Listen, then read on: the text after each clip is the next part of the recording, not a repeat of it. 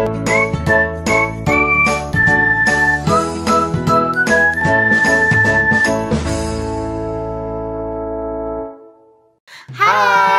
Assalamualaikum warahmatullahi wabarakatuh. Halo teman-teman semua, balik lagi di Budiman's Channel teman-teman. Balik lagi di konten Ruang Adaptasi. Di konten yang sudah lama tidak muncul ya, kayak yang sibuk banget. Ya, sekarang kita ada di Ruang Adaptasi. Ya, ini nggak tahu. Ini episode berapa ya? Terakhir kemana berapa ya? 4 deh kayaknya. 5. Oh, iya. Ya episode kelima kalau nggak salah. Dicek aja ya. Pokoknya ini episode selanjutnya lah ini pokoknya. Ini Ruang Adaptasi karena kebetulan kita juga udah lama nggak buat konten berdua. Kayak udah setahun lalu nggak sih Ruang Adaptasi itu? Iya sih, benar udah setahun lalu ya kayaknya. Jadi teman-teman, kali ini seperti biasa kalau di Ruang Adaptasi kita mau diskusiin salah satu hal perihal yang menarik juga gitu di kehidupan berumah tangga. Kehidupan berumah tangga kayaknya berat banget ya. Enggak. Ya, bukan kehidupan berumah tangga sih, kayak kehidupan antara kehidupan normal aja sih. Cuman ini perspektifnya antara aku sebagai laki-laki dan Cece ini sebagai perempuan gitu kan. Nah, episode kali ini tuh kita mau membahas tentang karir nih teman-teman. Karena kebetulan aku dan Cece itu sama-sama berkarir di bidang yang di keilmuan yang sama. Iya, di keilmuan yang sama tapi bidangnya berbeda. Mungkin teman-teman yang udah ngikutin Ruang Adaptasi 1-5 mungkin tahu ya. Kalau Cece Indri juga dosen, aku masih bergerak di praktisi arsitektur gitu. Nah, aku dosen di arsitektur, ya. Suami aku praktisi di arsitektur. Benar. Nah, sekarang ini kita mau dari mana nih bahas karirnya nih? Kita mulai dari tanya dulu aja kali ya. Gak mau lempar pertanyaan. Iya, dari sini aja kita kembangkan. Iya, oke. Nih, karena banyak sekali kan kita dengar di luar sana simpang siur, banyak pendapat gitu tentang wanita yang berkarir. Iya, betul. Kalau menurut suamiku, ya. itu seperti apa memandang wanita yang berkarir? Wanita apa istri yang berkarir? Wanita yang berkarir. Kalau wanita ini bisa mungkin nanti wanita yang berkarir habis itu dikerucutkan ke istri yang berkarir. Oh iya. Jadi general dulu ya. Ya, secara general dulu. Wah, kalau general dulu tuh ya kalau menurut Ai sendiri sih, kalau wanita berkarir itu ya nggak masalah ya. Selagi karirnya itu masih positif ya, dalam artian ya kayak masih dalam dalam ruang lingkup mengembangkan diri, mengembangkan potensi, dan seterusnya lah yang mirip-mirip dengan itu gitu. Terus kalau wanita berkarir itu juga sebenarnya kalau menurut saya sih karena sekarang kan lagi maraknya kesetaraan gender katanya. Bukan katanya sih, memang banyak kan. Iya. Kesetaraan gender. Nah, kalau wanita berkarir sekarang sih kayaknya udah situasi yang normal, kayak yang udah dianggap biasa aja kan. Kalau dulu iya mungkin ya. Kalau kayak wanita tuh nggak bisa jadi pemimpin satu perusahaan gitu ya. Iya, nggak bisa jadi perusahaan. Ya nggak bisa jadi pemimpin gitu kan, nggak bisa jadi orang yang bisa ditanyain pendapat dalam suatu hal yang formal gitu, dalam suatu lingkup yang formal gitu. Tapi kalau menurut saya sendiri sih secara umum ya, secara general ya tidak ada masalah kalau wanita ingin berkarir, terus wanita ingin mengembangkan potensi dirinya kan, siapa tahu memang dengan karir itu dia bisa meluapkan potensi dirinya gitu. Tapi tetap ada batasan-batasan yang diajarkan sama syariat. Nah, kita kalau kembali lagi ke syariat beda cerita ya teman-teman ya, karena itu bakal panjang lagi. Itu panjang pembahasan, itu beda pembahasan lagi lah gitu. Tapi ini secara sosialnya, secara di mata umumnya, mungkin menurut aku sendiri pun, menurut Ai sendiri, pandangan Ai terhadap wanita yang berkarir itu ya sepertinya sudah biasa dan tidak ada masalah selagi pekerjaan yang dia kerjakan itu vibes-nya positif, terus mengembangkan dirinya juga. Dan dia mampu. Otomatis dia mampu gitu. Karena kan sekarang juga banyak yang bahkan dia perempuan tapi jadi tulang punggung keluarga kan. Iya.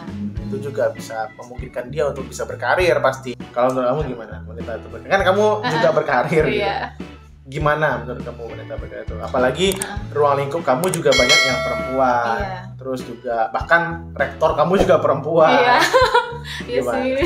Gimana menurut kamu? Kalau menurut Ingrid tuh ya sama juga nggak apa-apa, karena kalau yang dilihat adalah kalau sekarang kan Ingrid perspektifnya melihat Ingrid sebagai istri kan sekarang. Kalau sebagai istri itu melihatnya apakah mampu mengimbangi, kan tetap ada yang namanya kewajiban di rumah, tetap ada kan ya. Walaupun itu kita selama berumah tangga itu pasti kita kerja sama, tapi tetap yang namanya perempuan nih di kepalanya tetap ada kewajiban yang gak mau ditinggalin gitu. Dia harus tetap mempertanggungjawabkan itu masalah di rumah. Nah terus jadinya melihat karirnya itu adalah cukup ada, dia nggak terbatas tapi dia bisa membatasi dirinya. Nggak terbatas tapi bisa membatasi.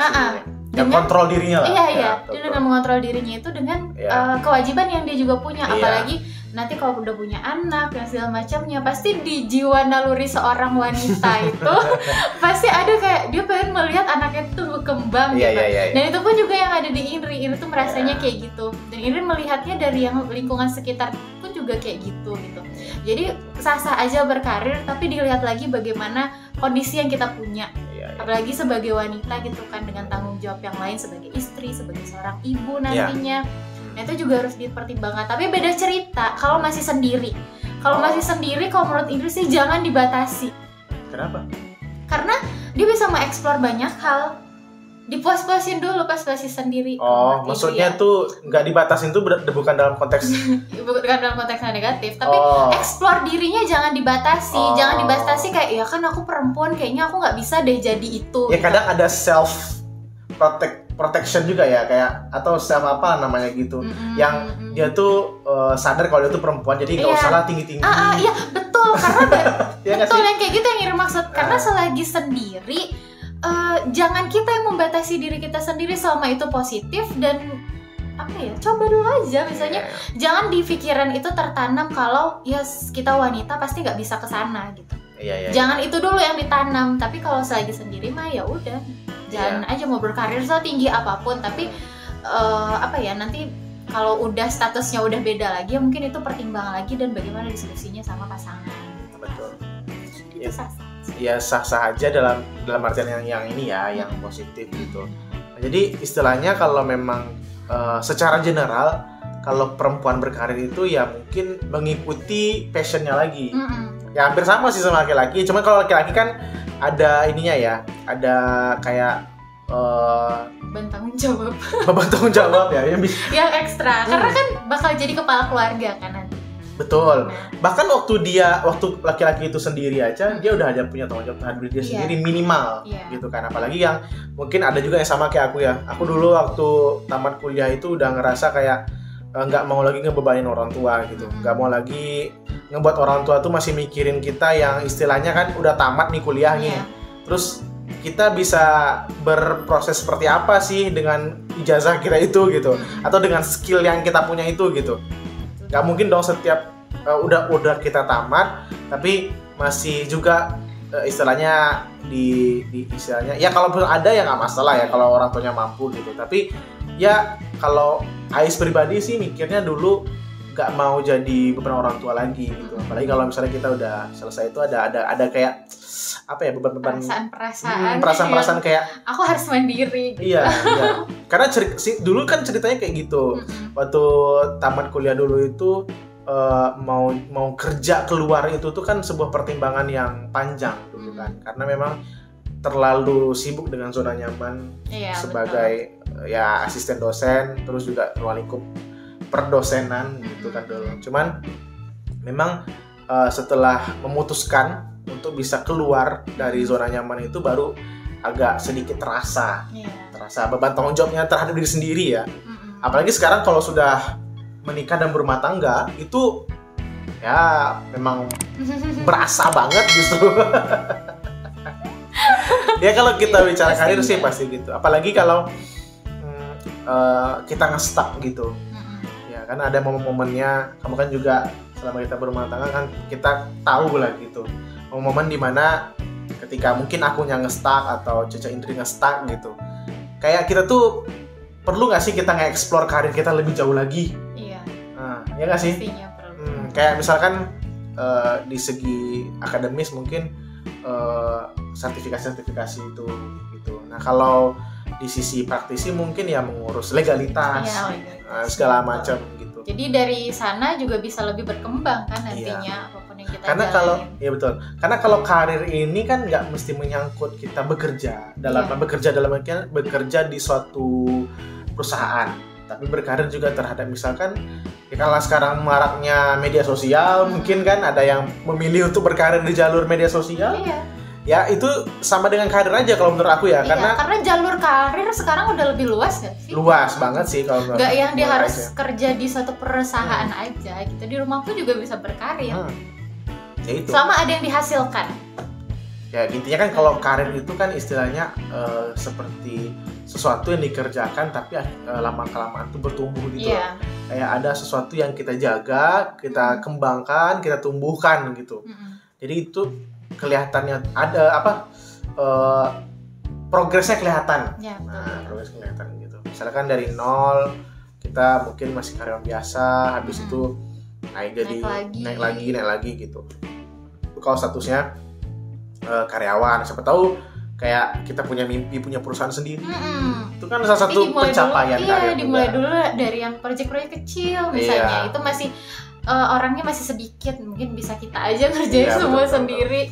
Tapi habis nanti berkembang jadi punya karyawan. Nanti setelah punya karyawan bisa punya perusahaan yang besar lagi. Ya apalagi sekarang kan zamannya kaum milenial sering mengekspos pengembangan karir secara individu ya, misalnya kayak dari YouTuber, jadi TikTokers, jadi selebgram mungkin, terus juga buka coffee shop, ya jadi businessman gitu. Itu kan itu juga termasuk berkarir. Ya termasuk berkarir memang termasuk berkarir. Karena dari coffee shop aja misalnya dia punya satu coffee shop, terus dia pengen berkarir coffee shop ini lebih banyak lagi misalnya. Gitu. Dengan dia buka cabang kan itu dia meningkatkan karirnya juga di bidang bisnis coffee shop itu gitu. Kita tamat sekolah, tamat kuliah, kan kita langsung berkarir, langsung berkarir gitu. Nah ada nggak kayak kalau di budaya kan ada culture shock. Nah ada nggak suatu kayak kesiapan mental yang notabene kita sebagai orang yang baru selesai sekolah, baru selesai tamat kuliah misalkan gitu, terus langsung ingin berkarir gitu. Kesiapan mental seperti apa yang kamu lihat di sekeliling kamu gitu? Karena kan kalau dari Ai sendiri itu banyak juga ngelihat kan dari circle Ai juga, terus dari circle lain intinya gitu. Lingkungan kerja juga gitu. Melihat teman-teman yang mungkin baru tamat terus tiba-tiba masuk ke sebuah perusahaan yang mungkin notabene-nya besar. Memang kan kalau di perusahaan-perusahaan besar tuh ada training yang diberikan untuk karyawan baru gitu. Tapi kayak ada mental shock gitu loh ya. Ya aku harus kerja 9 to 5 gitu. Terus waktu mainnya kurang. Ya kayak gitu kan. Apalagi kalau anak-anak muda sekarang ini kan kayak bukan apa-apa ya. Aku ngelihatnya kayak anak-anak muda sekarang ini justru pengennya tuh jiwa dia itu agak sedikit bebas. Iya betul. Yang nggak terkungkung oleh sebuah ikatan peraturan dan segala macam. Kalau menurut kamu dari segi kesiapan itulah, dari segi kesiapan mental itu kalau kamu lihat gitu, apalagi kamu secara tabenanya jadi dosen di umur sekian. Iya. Nah, ya ada shock terapi apa yang kamu dapatkan gitu? Yang dirasakan gitu ya. Ketika berkarir dia umur sekian itu gitu. Iya. Kan Irit tuh dapat di sini umur berapa ya waktu itu? Umur 20? Belum 25 lah. Belum 25 ya? Belum 25. Jadi belum 25 udah jadi dosen, yang itu kan masih kalau dibilang muda ya main muda kali ya. Muda sih. Apalagi soalnya perbandingannya sama dosen-dosen yang lain gitu kan. Iya, kan perbandingannya tuh termasuk ya dosen-dosen yang lain di kampus Cece gitu. Iya, benar. Dosen-dosen yang di kampus aku. Iya. Nah, jadi di situ yang rada kagetnya adalah mungkin dari jam kerja ya. Jam kerja kebetulan di kampus ini tidak seperti biasa. Jadi jamnya itu dimulai dari siang. Nah, terus itu perbedaan waktu satu. Terus yang kedua, ketemu banyak orang itu ternyata mengejutkan. Ya, mengejutkan dan ya mungkin ada risikonya buat seorang yang introvert gitu. Jadi kayak aku kerjanya ketemu banyak orang tapi harus intens kan interaksi. Misalnya kayak mahasiswa bimbingan harus intens banget tuh ngobrol sama dia tuh sampai selesai masalahnya dia punya gitu kan.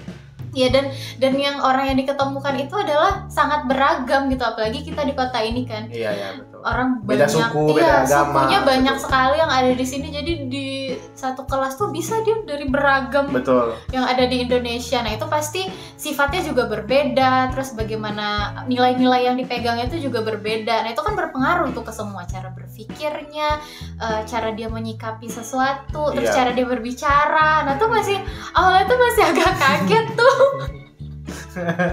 Ada berarti shock terapinya berarti. Terus kalau yang paling dilihat adalah kayaknya tuh idealismenya tuh masih tinggi gitu. Kayak awal-awal tuh mentoleransi sesuatu tuh masih kenapa harus ditoleransi? Kan dia salah, maksudnya kalau dia salah dan kurang gitu misalnya ya, tuh masih kayak yang menggebu-gebu banget gitu. Tapi setelah ya baru 1 tahun sih, tapi setelah 1 tahun ini banyak belajar, banyak diskusi sama senior-senior, ternyata ada hal yang seharusnya tuh nggak menjadi pikiran kita seharusnya. Ya soalnya nggak harus jadi beban kita juga. Nggak harus jadi beban kita gitu, nggak harus kita pikirin semuanya gitu. Jadi itulah proses beradaptasinya. Iya benar-benar. Dari orang yang santai abis lulus S2, COVID menyerang, lalu kita santai di rumah, tiba-tiba dinikahin. Iya.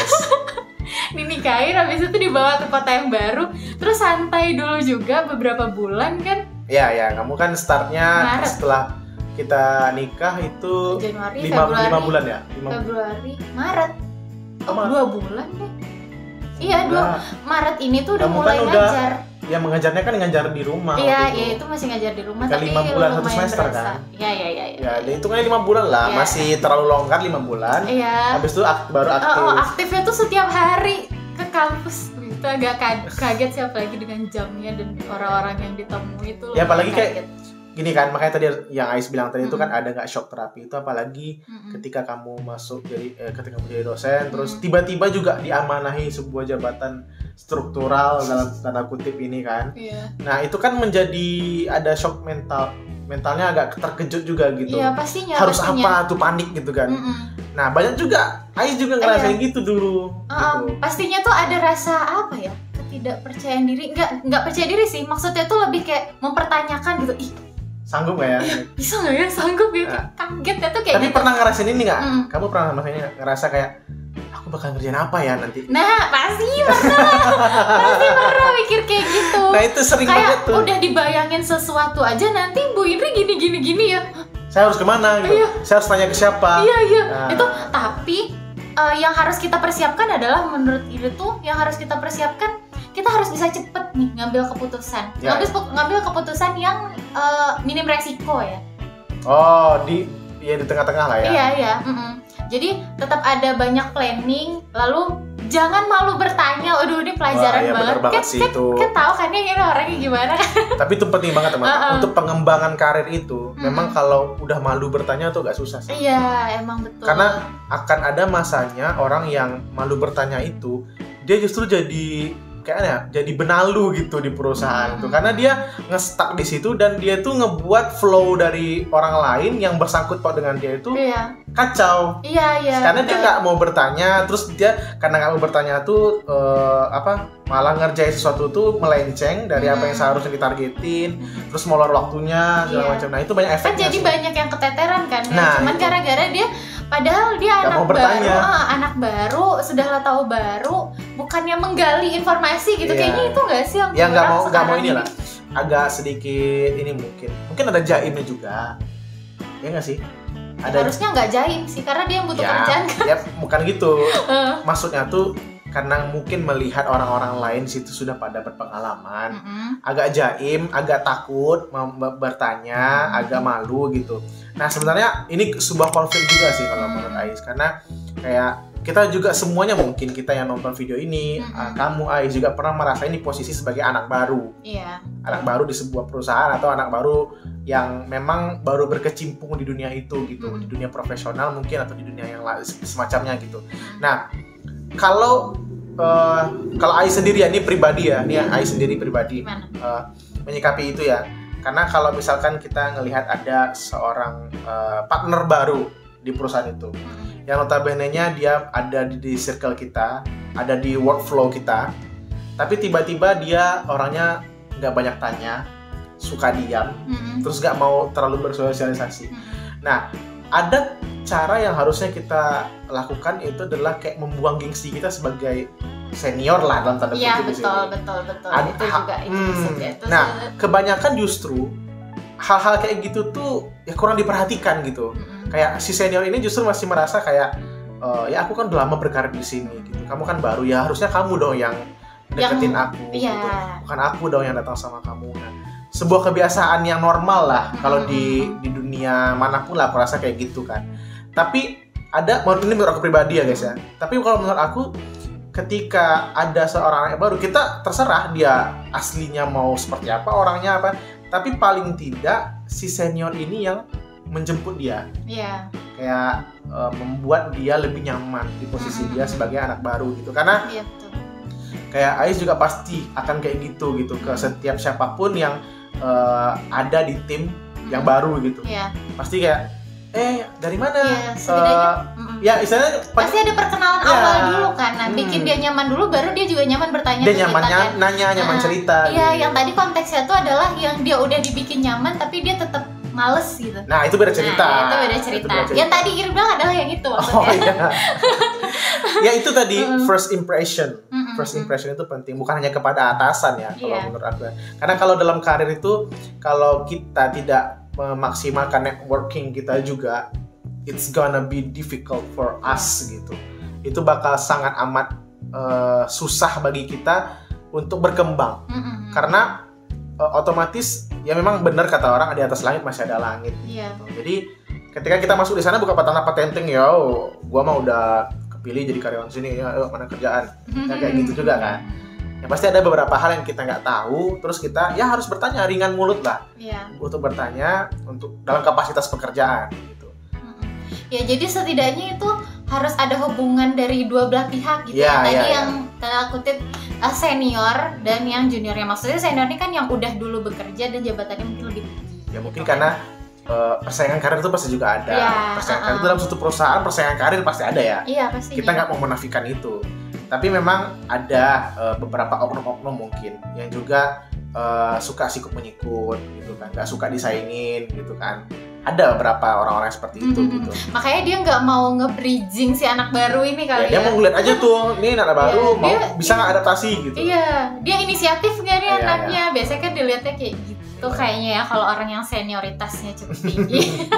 Tapi kalau menurut Ais ya, sifat-sifat seperti itu tuh ya mungkin sarannya harus diperbaiki aja. Karena rasanya itu dalam dunia kerja itu jadi sangat nggak baik gitu. Untuk workflow, untuk ya sosial toksik lah jadinya kan. Kayak anak baru tuh jadi kayak dia terbebani banget kayak dia bekerja ya. Kayak dia harus kursus. Dia pasti bertanya tuh aku harus mulai dari mana? Aku harus tanya ke siapa? Aku harus ini ngerjainnya kayak gimana? Walaupun ya mungkin ada training dalam kasus pekerjaan itu, tapi tetap aja kan. Pas praktek itu bakal ngobrolin lagi nggak sih sama kayak kita? Sama kayak kita waktu sekolah deh gitu.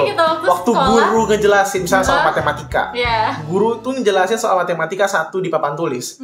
Terus waktu kita dikasih soal latihan, itu tuh caranya beda dengan yang dikasih guru di papan tulis. Terus kalau kita nggak mau bertanya, kita bakal stuck di situ aja gitu. Minimal kita nanya sama teman kita yang pinter gitu. Betul. Kamu tahu nggak caranya kayak gini? Gimana ya dapatnya gitu. Nah kalau kita nggak nanya, terus kita stuck. Ini beda sama yang dijelasin guru itu.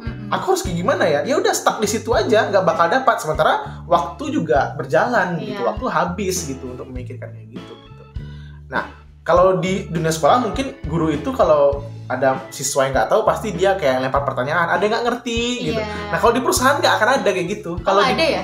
Ya kalau di dunia kerja mana ada yang mau nanya, kamu ngerti nggak? Maksudnya tuh kayak ada yang nggak ngerti, Nggak mungkin, Iya sih ya. nggak mungkin didatangin satu-satu gitu Iya sama orangnya kan gitu. Pasti mungkin ini karena ya terus yang itu tadi kan karena Iya. karir tadi kan udah Iya. di dunia yang profesional gitu. Nah, memang ini sih yang 2 poin penting ini sih penting banget kalau menurut Ais dalam karir, dalam segi ini ya, dalam segi workflow, dalam segi teamwork, dalam Iya. segi bersosialisasi dengan teman sepekerjaan ya, kayak komunikasi, terus juga ya saling menghargai dan saling menghormati lah gitu ya, terhadap junior ke senior, senior ke junior, it's gonna be okay gitu. Nggak ada yang harus diagung-agungkan gitu, Iya. karena ya kalau kata orang-orang ya kita kan sama-sama cari makan di sini, iya, betul. kita sama-sama cari seperiuk nasi, itu kan gitu istilahnya kan, Sebongkah berlian. sebongkah berlian gitu. Jadi untuk apa harus saling ini ya, nggak usah dikasih tahu, orang tahu kok saya masih junior, kamu udah senior gitu, atau saya udah senior, kamu junior, orang tahu kok gitu. Pengalaman kerja kan juga bisa menentukan. Betul, Nah, betul. Ais ngerasa kayak ketika ada senior yang kayak gitu ke junior, junior ini akan bisa punya kenangan dan memori juga terhadap seniornya itu. Dan dia istilahnya ya bukan kita berharap ya, tapi dia pasti akan mengingat kita sampai kapanpun. Karena di awal karirnya kita itu kayak mengulurkan tangan, yuk gabung gitu, yuk, nah, gitu, ya kan? Iya, iya, betul. Ya itu juga sama sih, kalau Iri lihatnya mungkin itu di dunia kampus kali ya. Di kampus juga pasti ngerasa kayak gitu. Iya pasti juga ngerasain, tapi alhamdulillahnya kayaknya karena ngelihat di lingkungan Indri aja gitu kan, di lingkungan dosen-dosen tuh senioritas tuh gak terlalu kelihatan. Mungkin paling yang ada tuh paling oknum ya yang kayak gitu. Iya, gitu. benar. Tapi untuk sebagian besar itu kita tuh walaupun muda-muda tapi kita merasa diterima karena apa ya, pikirannya tuh masih ditanyain gitu, gimana pendapatnya, ya kayak gitu. Terus tapi kalau yang di dunia kampus yang lainnya adalah dari segi mahasiswanya kali ya, yang paling Iya, iya. kelihatan. Kan senioritas di kuliahan tuh berasa banget kan ya. Nah, Itu tuh takutnya itu kita konteksnya udah bicara senioritas Iya, lagi, bukan enggak. karir. Enggak, takutnya dari sana terpupuknya. Oh, dari iya, kampus mental-mental ini kayak gitu. terpupuknya mental seperti itu, makanya masuk ke dunia pekerjaan. Iya. Yang sudah berkarir pun tapi yang senioritas itu tetap digembar-gemborkan gitu loh. Senior tuh harus seperti ini. Ada pasal 1, pasal 2-nya. Takutnya tuh budaya tuh dari sana. Makanya di kampus yang konteksnya itu kita bisa berorganisasi juga secara luas. Nah, di situ seharusnya dibenerin dulu gak sih? Iya, bisa jadi sih. Itu tapi dari segi perkembangan karir, seharusnya yang 2 tadi itu menurut aku ya, menurut kamu juga Iya, menurut ini juga itu sih. sama nggak sih? Ya kayak komunikasi dan saling menghormati dengan attitude lah intinya ya, saling menghormati dengan sesama rekan kerja untuk perkembangan karir kita pribadi gitu. Itu menjadi apa istilahnya poin penting. Modal penting Ya, poin penting lah dalam modalnya adalah memulai karirnya. Iya, developing our career gitu. Yes. Gitu. Oke teman-teman, udah 33 menit, udah lama banget. Mana? 33 menit. Oh iya, lama ya ternyata. Mungkin itu aja teman-teman pembahasan kita di ruang adaptasi di episode kali ini tentang karir dan senioritas, juga tadi kita bahas sedikit ya. Tapi memang itu agak sedikit berhubungan lah. Iya, karena dia bersinggungan banget kan. Iya, Di mungkin dunia perkariran pasti ada. pasti memang. Mungkin itu juga nanti kita bahasnya di lain session lah, di lain episode. Apakah itu tentang senioritas, tentang apa gitu, yang pernah kita rasain juga mungkin. Karena kita juga pernah cerita, kita juga punya cerita masing-masing pasti tentang senioritas itu. Apakah ketika kita di posisi jadi junior atau ketika kita di posisi jadi senior Seniornya. gitu. Oke teman-teman, sampai di sini dulu video kita. Sampai ketemu di ruang adaptasi selanjutnya. Dan jangan lupa klik like, comment, dan subscribe di video ini. Dan bantu aku terus untuk mengembangkan channel ini menjadi lebih baik lagi ke depannya. Oke? Keep positive, smart, and kreatif teman-teman. Assalamualaikum warahmatullahi wabarakatuh. Dadah, Dah. sampai ketemu lagi.